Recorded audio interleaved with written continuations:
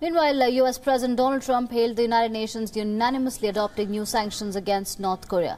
He tweeted, and I quote, "The United Nations Security Council just voted 15-0 in favor of additional sanctions on North Korea. The world wants peace, not death," unquote. Moving on, Israeli forces have killed 2 Palestinians during violent protests in Gaza over Trump's decision to recognize Jerusalem as Israel's capital. Protests continue to rage in Gaza as the UN resolution rejecting Trump's move did little to calm Palestinian anger. There were some reports of unrest in West Bank as well, where protesters were reportedly hit by rubber bullets. Meanwhile, Palestinian President Mahmoud Abbas said that the United States has disqualified itself from the Middle East peace process. He said that the Palestine will not accept any peace deal but put forward by Washington. Instead, he now has urged the European countries to play more crucial role. أيها السادة، أكدت لفخامة الرئيس ماكرون أنه وبعد قرار الرئيس ترامب بأن القدس عاصمة لدولة إسرائيل ونقل السفارة إليها، فإن الولايات المتحدة لم تعد وسيطا نزيها في عملية السلام، ولن نقبل أي خطة منها بسبب انحيازها وخرقها للقانون الدولي.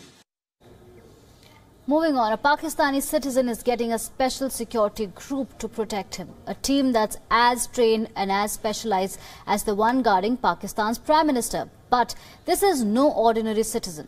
After all, this is Hafiz Saeed, the very same man who masterminded the Mumbai terror attacks that killed 166 people.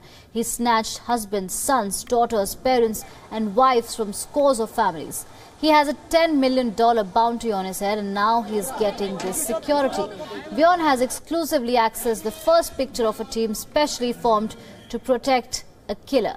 These Lashkar-e-Toiba men in green fatigues are part of a suicide squad that are trained, armed and ready to lay their lives down in order to save the life of a man known globally as a terrorist. The suicide squad is providing 24/7 security cover to Hafiz Saeed even when he travels outside Lahore.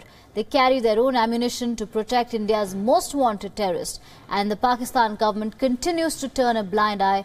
Instead, it's asking India for more and more proof of how he masterminded one of the deadliest terror attacks on the Indian soil. Pakistan released him from detention recently. They will allow him to contest elections in Pakistan and have his own commandos. Hafiz Saeed was at GT Road in Gujranwala in Pakistan for a sermon. He was greeted and showered with rose petals, and that is when